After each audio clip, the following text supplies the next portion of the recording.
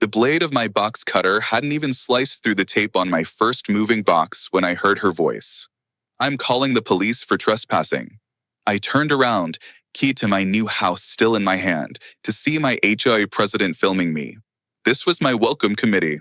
Would you have fought back or frozen like I did? Let me know in the comments. That Saturday morning was everything I dreamed of. After 15 years of saving, this quiet cabin in the pines was finally mine. The air was crisp, the birds were chirping, and it all came crashing down in about 60 seconds. My hands were actually shaking a little as I turned off the engine of the rented moving truck, a vehicle that looked comically oversized for the narrow, winding mountain road. The vibration of the engine dying away was replaced by a profound, soul-soothing silence. It wasn't nerves about the move that caused the tremor in my hands, but a current of pure, unadulterated excitement. At 38 years old, after a decade and a half of renting sterile apartments in the city, of listening to neighbors through paper-thin walls, of staring at concrete instead of pine trees, this little cabin represented the finish line. It was the physical manifestation of every late night I'd spent hunched over spreadsheets, every penny I'd meticulously saved from my accounting job. This was freedom. I stepped out of the truck, and the scent of pine needles and damp earth hit me, a smell so clean and real it felt like I was breathing for the first time. I looked up at the weathered wooden shutters and the solid stone chimney, features that were now, impossibly, officially mine. The whole neighborhood was a postcard of mountain tranquility. The only sounds were the cheerful arguments of birds in the towering pines and the distant, lazy hum of someone running a leaf blower a few streets over. It was perfect. I walked around to the back of the truck, my boots crunching on the clean gravel of my own driveway, and started lowering the heavy ramp.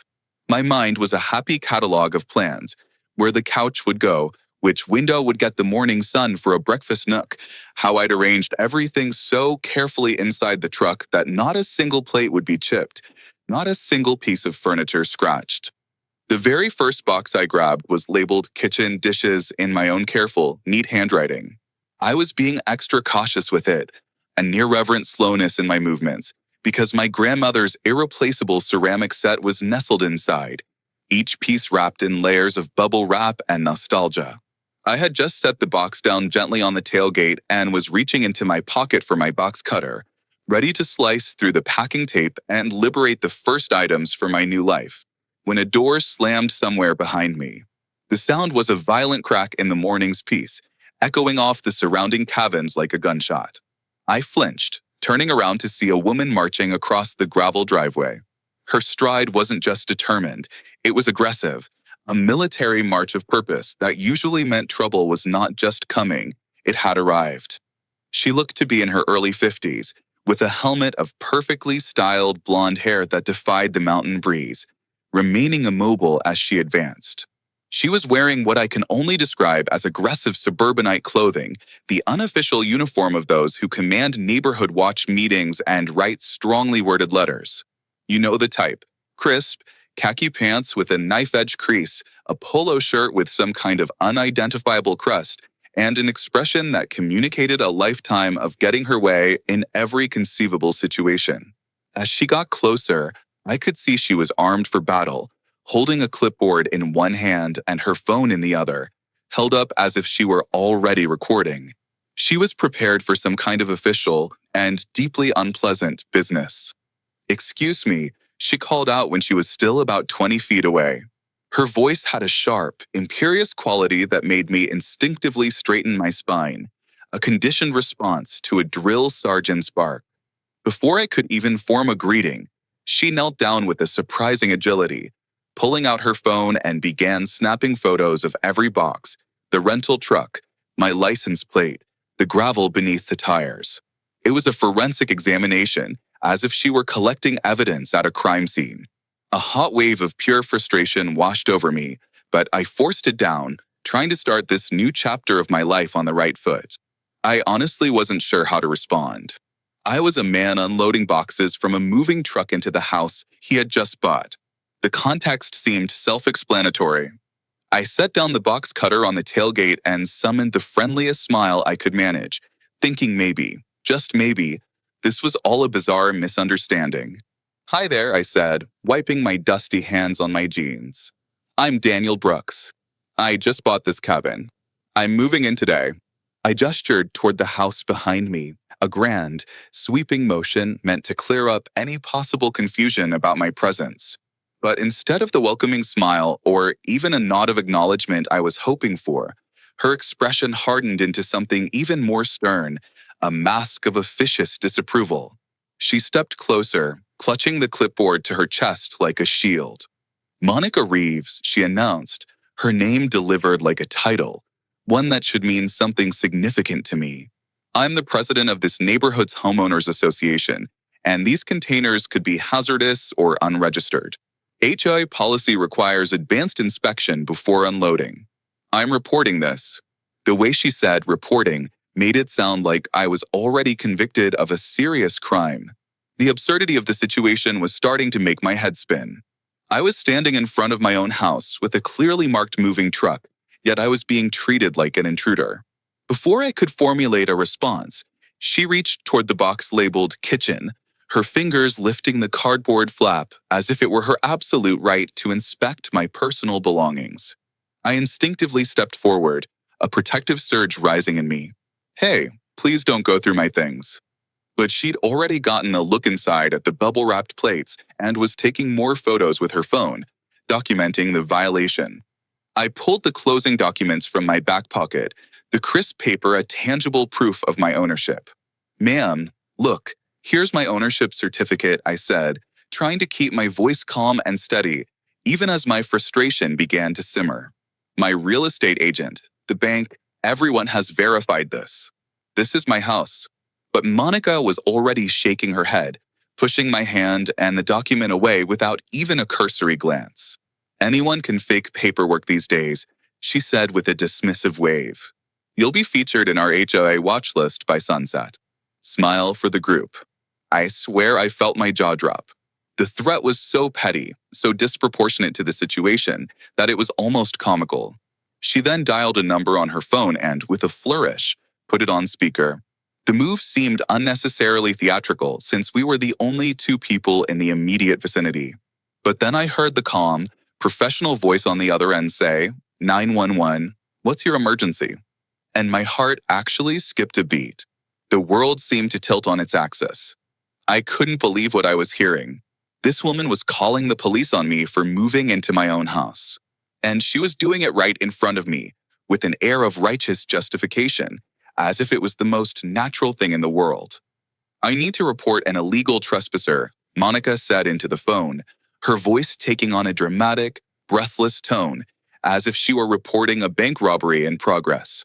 There's a man here with a truck who claims to own property in our neighborhood, but I have serious doubts about his documentation. He's being very aggressive. I stood there, utterly speechless, listening to her paint a picture of me as some kind of criminal mastermind, a con artist trying to infiltrate her pristine community, instead of just a guy trying to move his grandmother's dishes into his new home. The dispatcher asked for the address, and Monica rattled it off with a chilling precision that suggested she'd been preparing for this exact moment.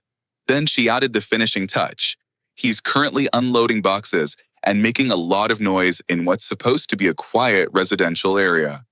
I wanted to scream that it was 10 o'clock on a Saturday morning, that the loudest noise was her voice, that I was being as quiet as humanly possible, but I held my tongue.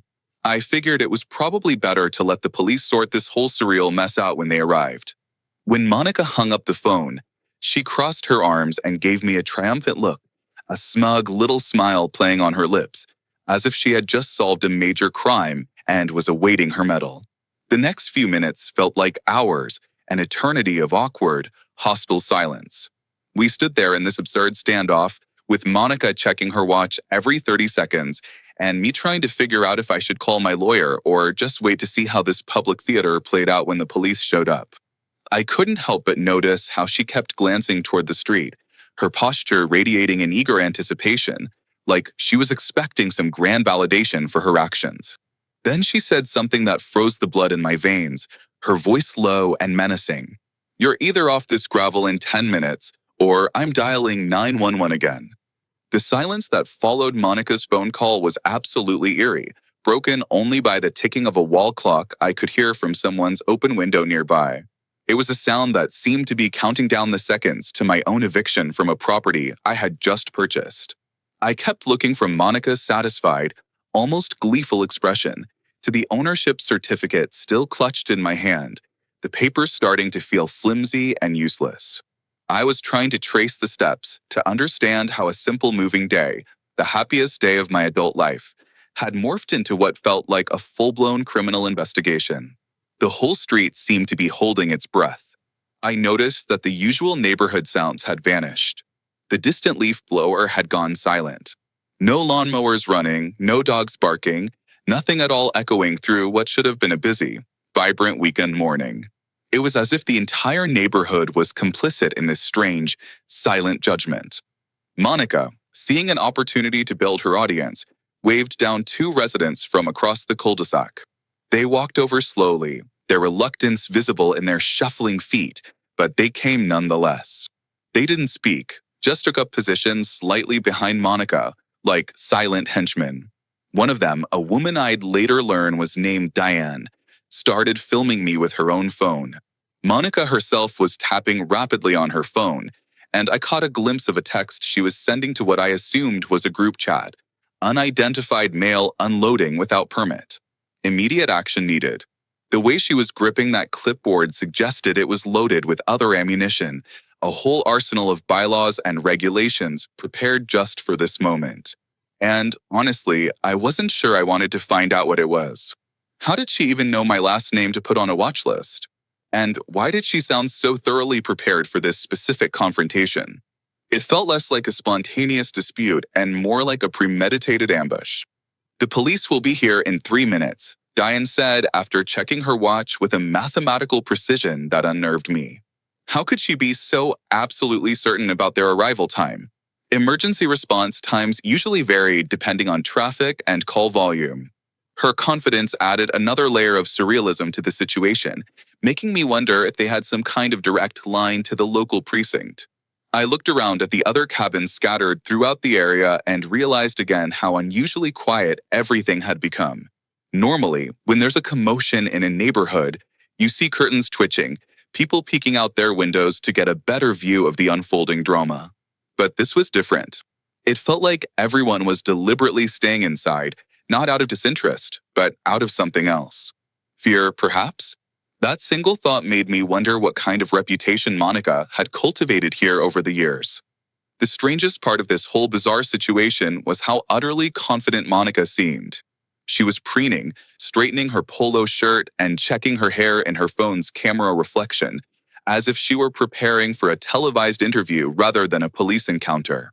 Meanwhile, I was standing there in my old, faded jeans and scuffed work boots, holding a box cutter and feeling like a complete alien in what was supposed to be my own front yard.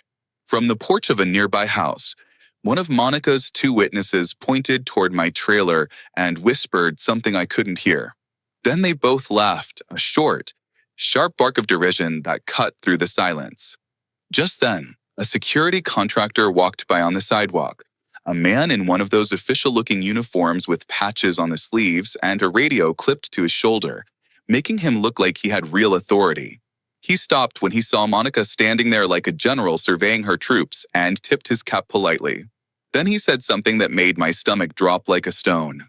"Sorry, ma'am. I should mention that our patrol contract expired last month," he said with an air of professional courtesy. The Homeowners Association decided not to renew the security services due to budget constraints. Monica's face went visibly pale for a second, a flicker of shock in her eyes. She swallowed hard before nodding curtly at the contractor, clearly not expecting this particular piece of information to surface right now in front of her audience. "I'm just trying to move my belongings into my own house," I said, deciding to address Diane directly, hoping she might be the more reasonable of the two and could maybe talk some sense into her friend before this situation spiraled completely out of control. But Monica stepped between us before Diane could respond with anything helpful, a human shield preventing any direct communication with her carefully positioned witness. The wind picked up just then, a sudden mountain gust, and Monica's research papers, The supposed proof of my violations started fluttering in her hands like trapped birds trying to escape. She struggled to keep them organized while maintaining her authoritative posture, but one sheep broke free and went tumbling across the gravel driveway. I watched it roll under my moving truck, and something about the image of her precious evidence literally blowing away struck me as perfectly symbolic of how this whole confrontation was going. I almost reached for my phone to call my lawyer at that exact moment.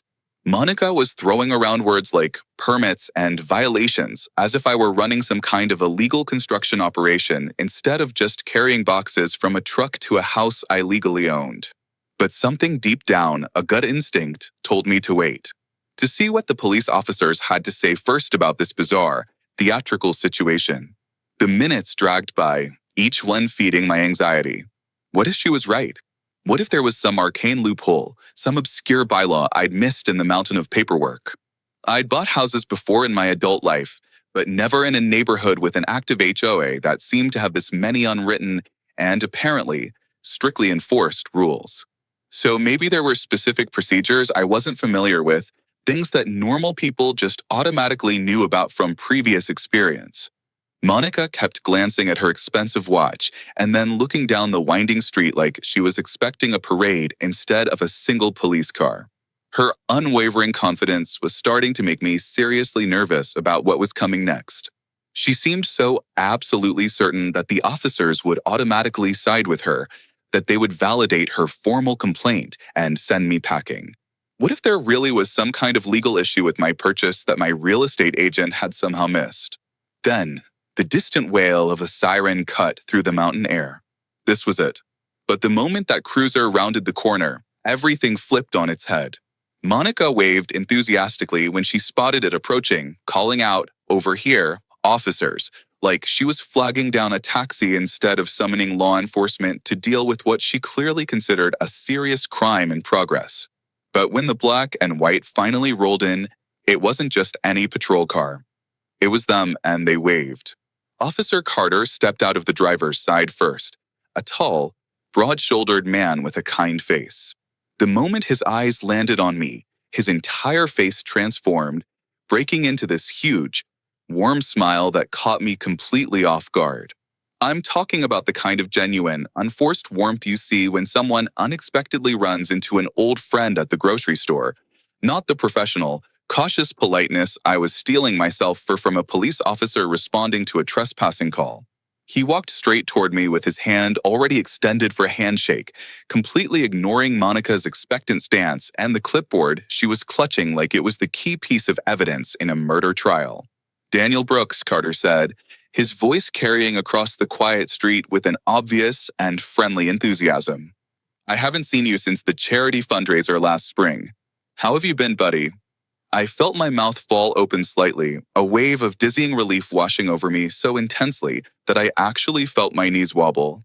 I had to grip the cold metal side of the moving truck to steady myself, my mind struggling to process this incredible, improbable turn of events. His partner got out of the passenger side, a younger officer I also recognized, and he nodded at me with that same familiar recognition, as if we'd met multiple times before. "Good to see you again, Daniel," he said casually. "Hope the move is going smoothly." I risked a glance over at Monica and Diane. Their expressions had undergone a rapid, comical transformation, shifting from triumphant confidence to complete, slack-jawed bewilderment in the span of about 10 seconds. Monica's jaw was literally hanging open, and Diane had taken a subtle step backward, as if trying to physically distance herself from whatever colossal mistake had just been made. Carter, noticing the confused looks on their faces, chuckled good-naturedly. "Daniel here helped us organize our annual police charity fundraiser for the past 3 years running," he explained to Monica, his tone suggesting this was common knowledge that she, as a prominent community figure, had somehow missed. "Raised over $15,000 for the department's community outreach programs." He clapped me on the shoulder. "The whole force knows this guy." I tried my best to keep a straight face when he said this, to maintain some semblance of humble composure, but honestly, I felt like laughing out loud at the beautiful, poetic absurdity of the situation Monica had so meticulously created for herself. Honestly, I said to Carter, shaking my head with a genuine disbelief. When I saw your car pulling up, I thought I was about to get handcuffed for moving my own furniture. Carter burst out laughing at that comment, a hearty, genuine laugh that echoed down the street. He slapped me on the shoulder again, like we were old drinking buddies sharing an inside joke. His partner joined in, and I caught Monica's face turning an interesting shade of crimson as she fully absorbed the reality that her emergency call had backfired in the most spectacular and public way imaginable.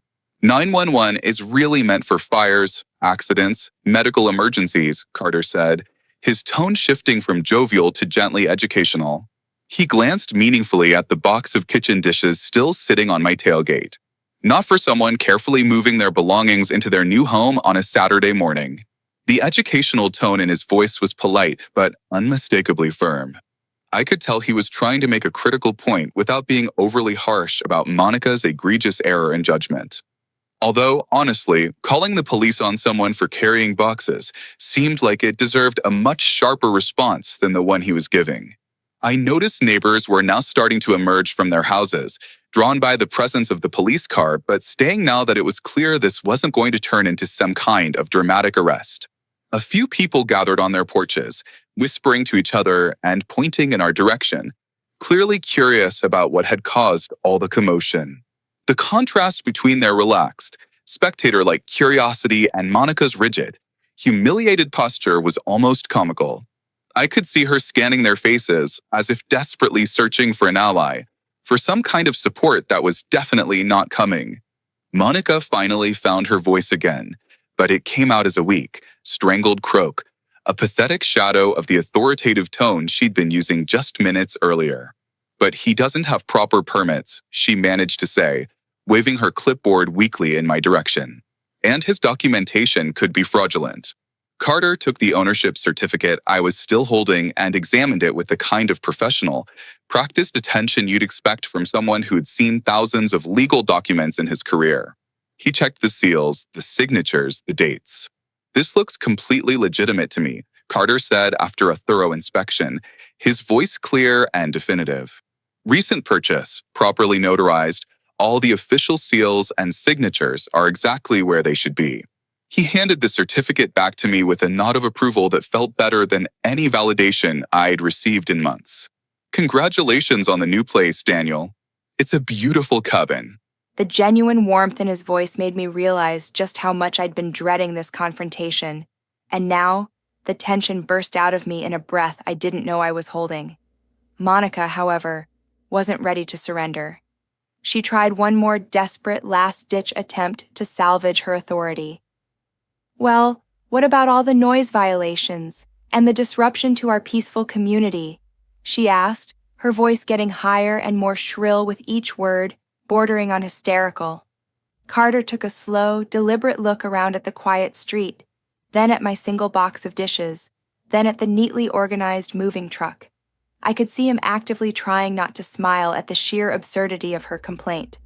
"Ma'am, I see someone moving their belongings with appropriate care during normal daytime hours," Carter replied, his voice a masterclass in diplomatic dismissal. "There's no violation of any noise ordinances or community standards that I can observe." His partner nodded in firm agreement and added, "Looks like a pretty standard moving operation to me." I felt a surge of pure, unadulterated vindication hearing them dismiss Monica's complaints so matter-of-factly, especially after she'd made me feel like I was a criminal for simply existing on my own property. The atmosphere on the street had completely transformed. What began as a tense confrontation had morphed into something approaching a casual social gathering. Carter, now completely relaxed, asked me about my plans for the cabin. I found myself opening up, telling him about my dream of setting up a home office with a view of the valley and my hopes of starting a small vegetable garden in the backyard.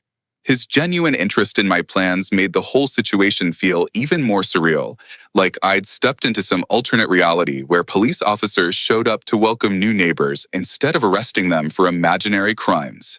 Monica just stood there, clutching her clipboard, looking increasingly isolated and irrelevant as the conversation continued without her input.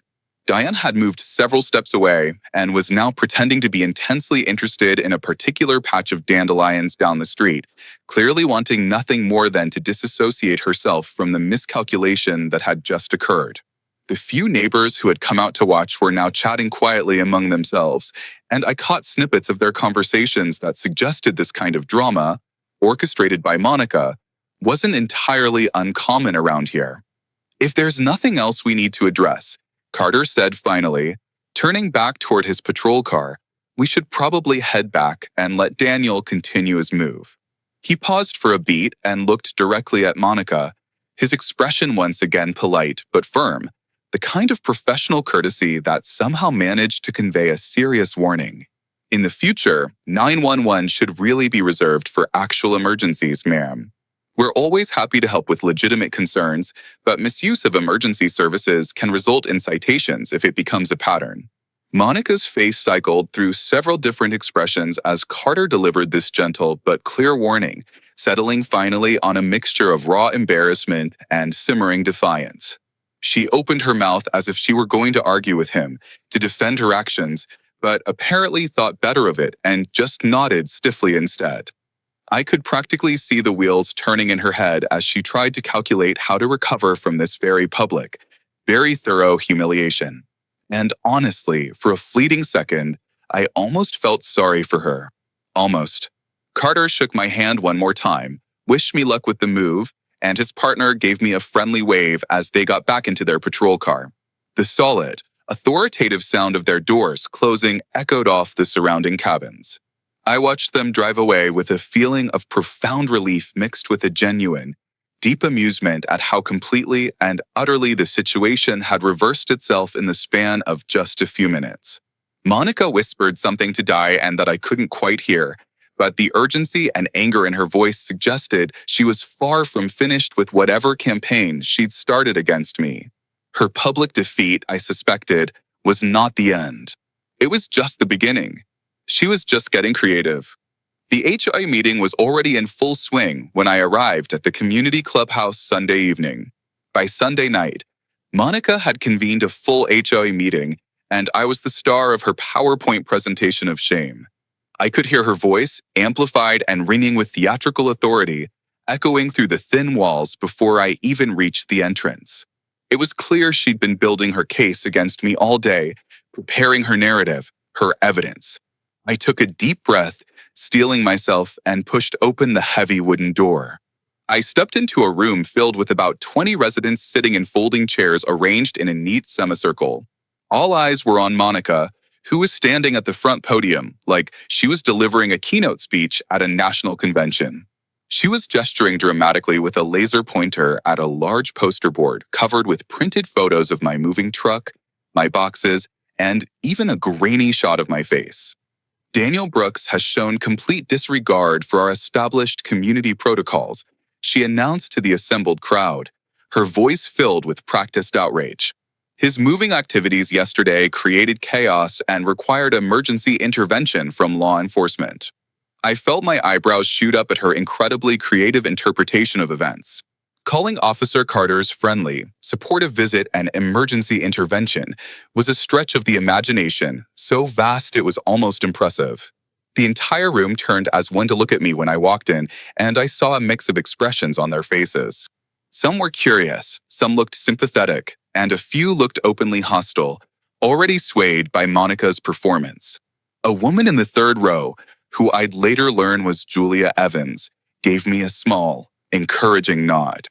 I also noticed several other neighbors I'd seen watching yesterday's drama from their porches, their faces showing a clear hint of amusement.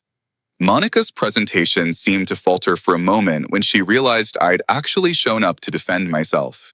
She fumbled with her laser pointer, a brief crack in her composed facade, as if she hadn't expected to have her target audience present for her public execution. "Good evening, everyone," I said, my voice projecting more confidence than I felt.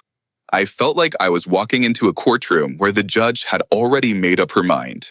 "I'm Daniel Brooks, and I just wanted to introduce myself properly, since yesterday got a little hectic." A few people in the room chuckled at my understatement, and I could see Monica's jaw tighten as she realized the room wasn't entirely on her side. She quickly regained her composure, taping up another photo of my trailer with repeat offender scribbled in angry red marker beneath it. She then pointed her laser dot at one of the photos on her board.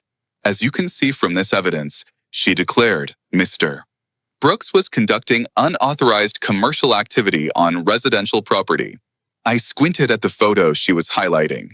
It was a picture of my moving truck parked in my own driveway.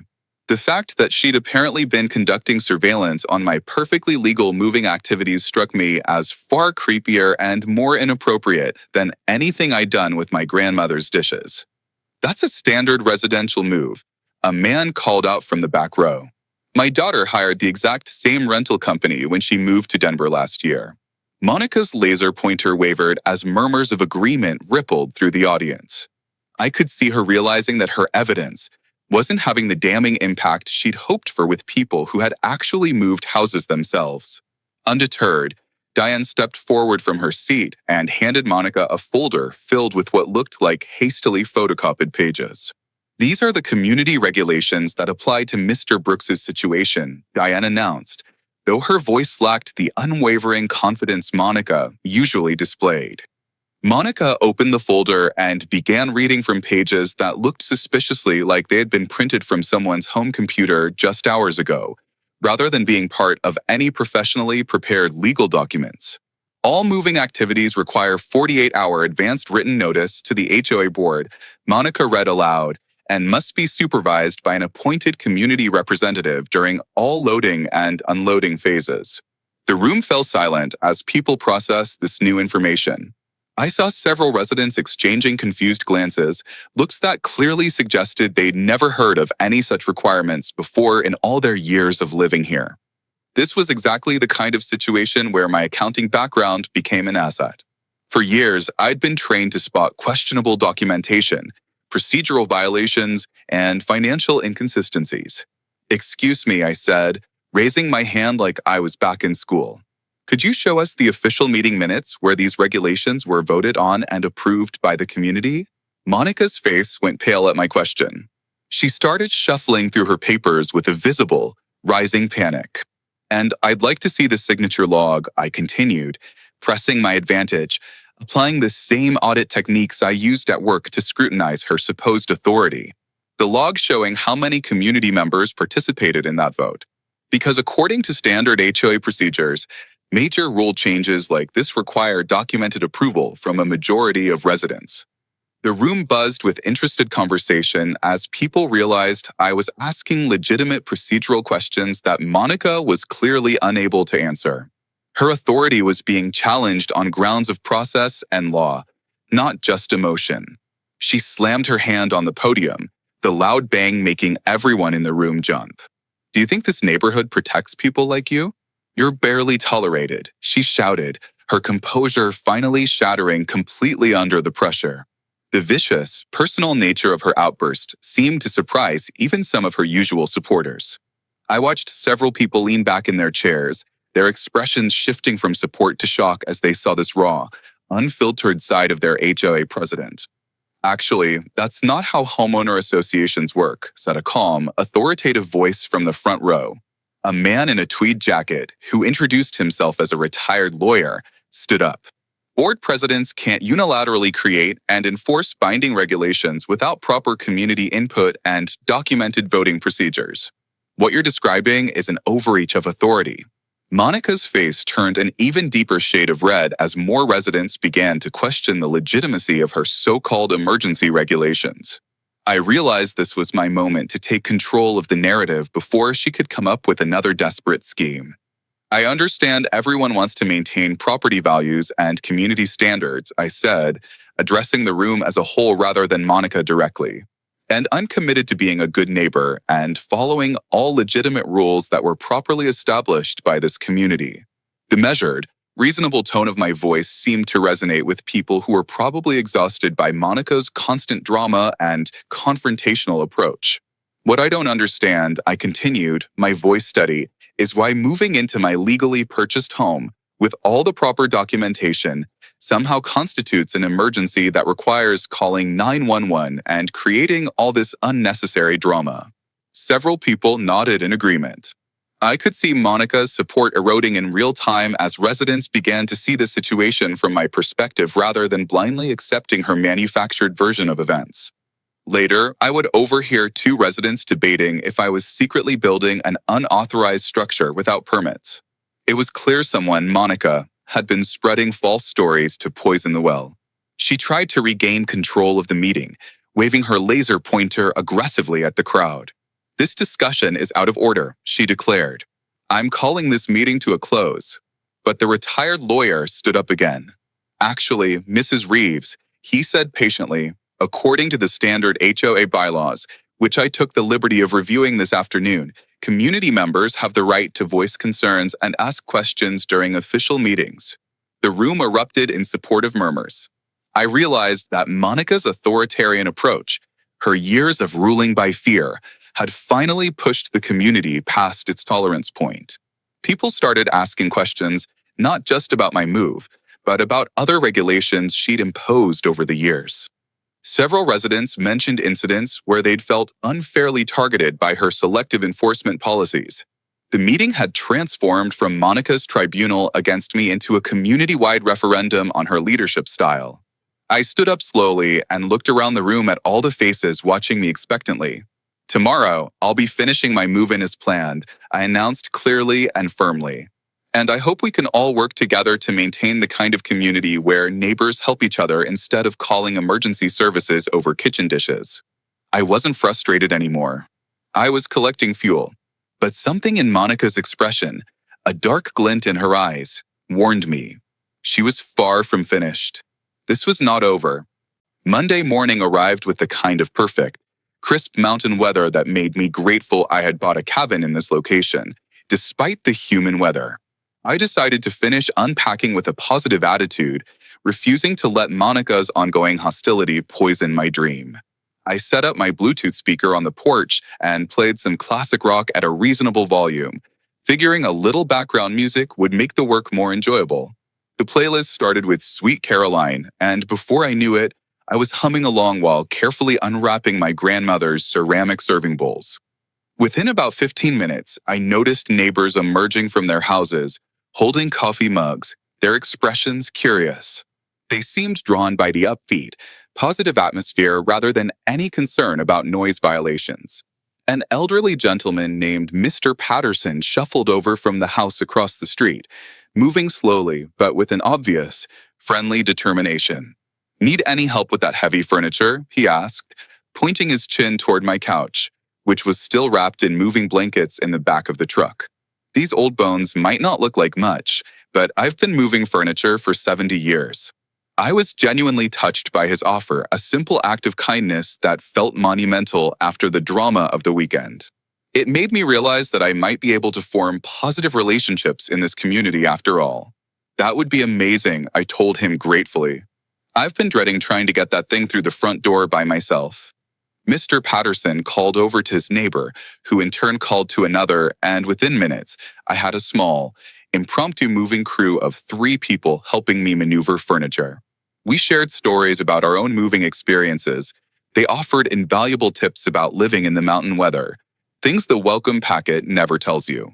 The conversation was easy and warm. A white SUV with no plates had sat at the edge of my driveway every night that week. When I stepped outside, the driver would look away, but the clipboard on his dash said civic compliance. It was clear Monica was escalating, reaching for any authority that might validate her campaign against me.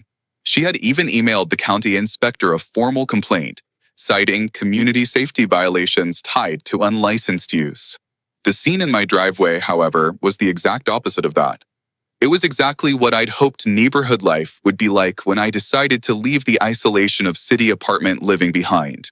People were laughing, sharing advice about local contractors and seasonal maintenance, and generally creating the kind of authentic community atmosphere that makes you feel like you've made the right decision about where to live. But apparently, Monica had been watching this friendly gathering from her window, and the sight of neighborly cooperation was more than she could bear. She came storming out of her house, her face a mask of fury, carrying a stack of bright red papers that she began slapping onto every available surface. She taped one to my front door, stuck another under my truck's windshield wiper, and even tried to hand them directly to the neighbors who were helping me move my couch. The papers were printed with large, bold letters that read, "Violation Notice" in threatening capitals. "Unauthorized moving activity in progress." Monica shouted as she distributed her notices like some kind of deranged mail carrier. "All participants are in violation of community standards."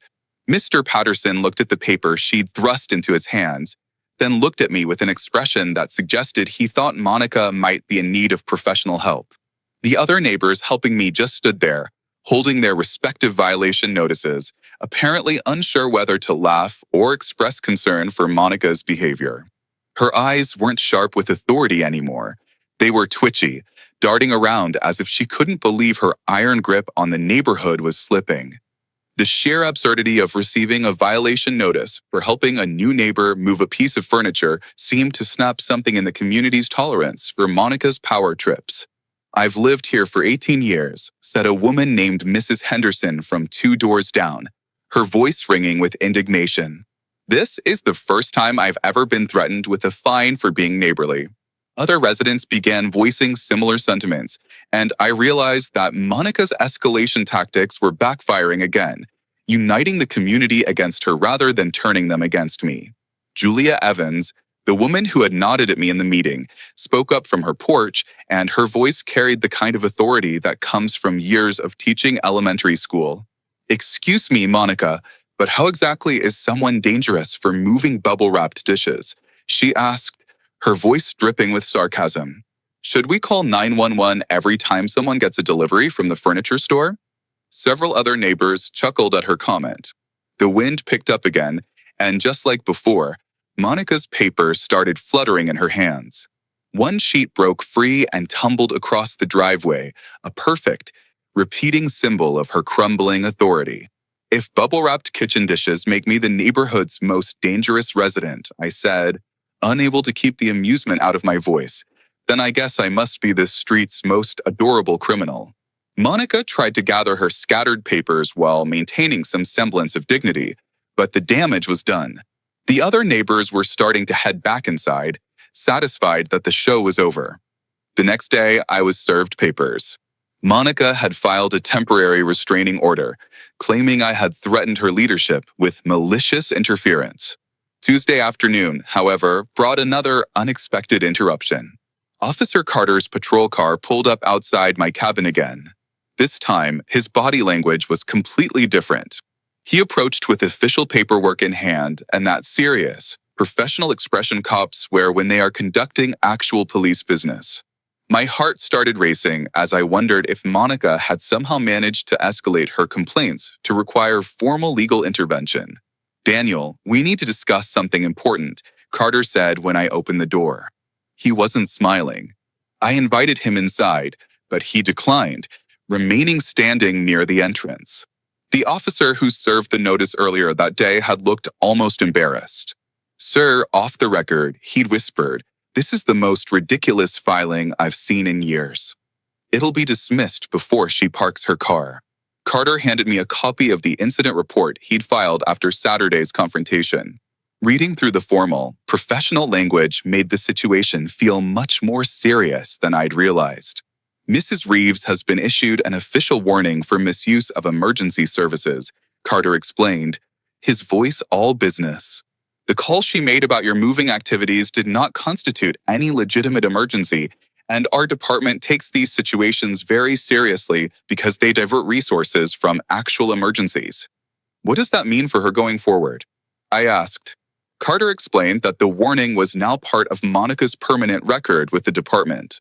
Any future inappropriate use of 911 services could result in automatic citations, with fines up to $500 per incident. While Carter was explaining the official ramifications, I heard voices gathering outside. Through my kitchen window, I could see Julia Evans and several other neighbors clustered around my mailbox, holding a thick stack of official-looking documents. Carter and I walked outside to see what was happening. Julia approached us with a folder. An HOA ethics committee had opened an inquiry.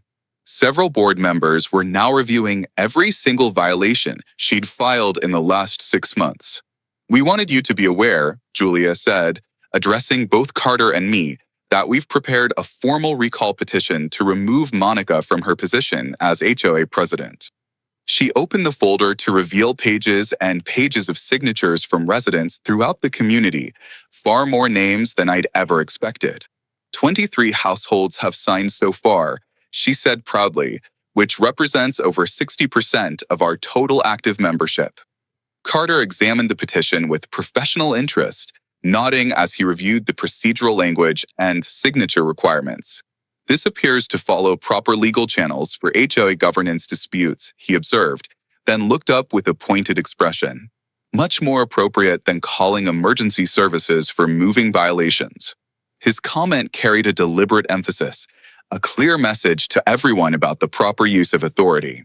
The recall petition detailed specific incidents of presidential overreach, including unauthorized regulation creation, misuse of emergency services, and harassment of community members.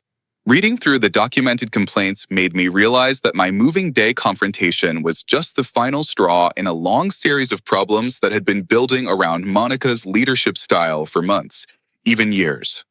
Just then, Monica emerged from her house. Her face went through a rapid series of expressions: confusion, then alarm, then fury, when she saw the official police documentation and the recall petition being discussed openly in my driveway. She approached our group with a hesitant step, probably realizing that her phone calls and machinations had backfired spectacularly, far beyond her worst expectations. "What's all this about?" Monica demanded, though her voice lacked the authoritative confidence she displayed during our previous encounters. Carter turned toward her, his face a mask of professional courtesy. "Mrs. Reeves, I'm here to inform you that Saturday's 911 call has been officially documented as a misuse of emergency services," he said, handing her a copy of the warning citation. Monica's hands trembled as she read through the official police warning. I could see the moment she realized that her attempt to use law enforcement as her personal HOA enforcement had created permanent legal consequences for herself, not for me. "Future inappropriate calls to 911 may result in citations and fines," Carter continued calmly. "Emergency services are not available for resolving homeowner association disputes." "But I'm the president," Monica protested, waving the warning citation as if its official nature was somehow invalid. "I have the authority to protect our community from disruptive activities." Carter's expression remained professionally neutral, but I could tell he was getting tired of having the same conversation. As Monica continued to argue, her inability to accept legitimate consequences seemed to validate every single signature on that recall petition. When the vote came, she tried to talk. Her voice cracked. No one clapped. Her own allies, including Diane, looked down at their hands. Carter finished his official business and prepared to leave. "I hope this community can work together to resolve these issues through appropriate channels," he said diplomatically. "Everyone deserves to live in peace." As she walked out of the eventual recall meeting, defeated and alone, I caught her glance. It wasn't rage anymore.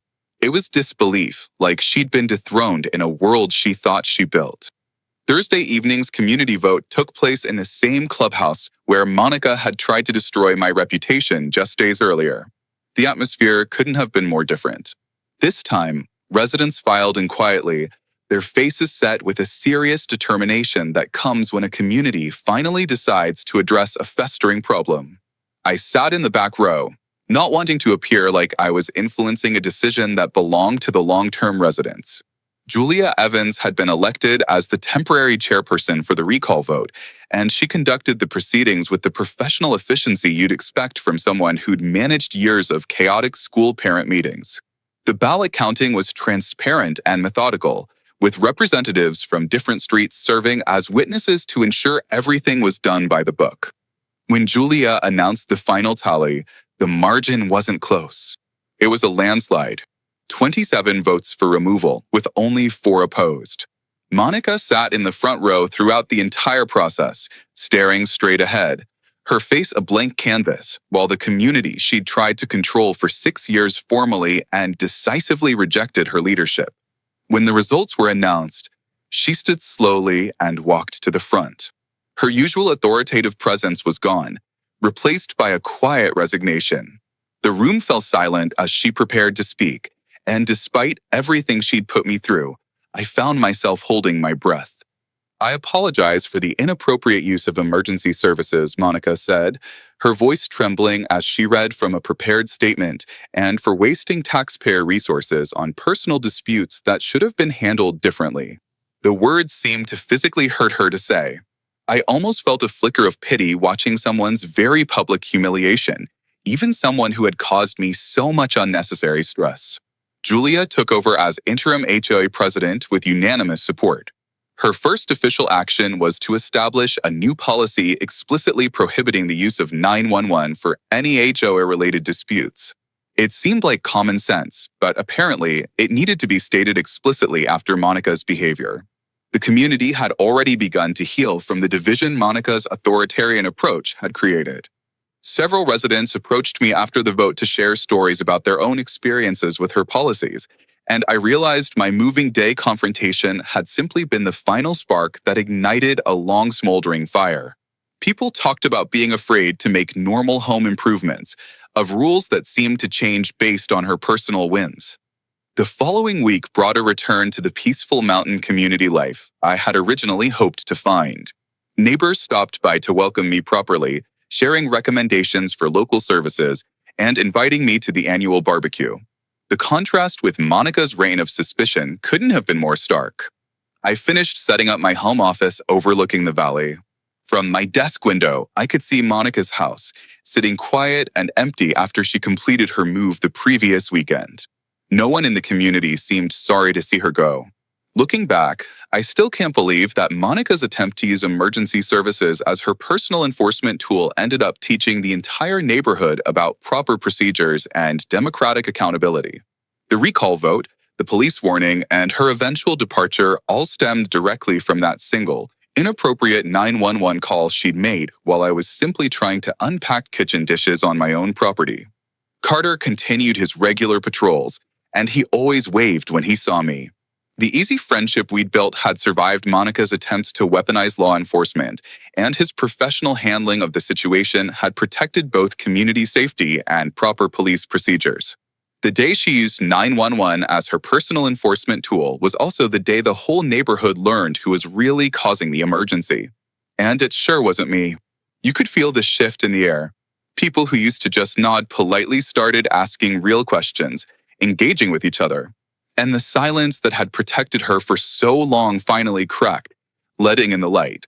Maybe the real lesson here is that power built on fear only lasts until anyone, refuses to play along.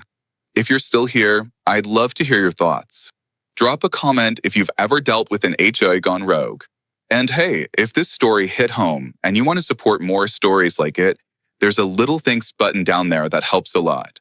I'll be around, enjoying the kind of peace you don't need permission for. HOA Unfiltered signing off for now, but the drama, it never sleeps. Tap that bell if you're ready for the next round.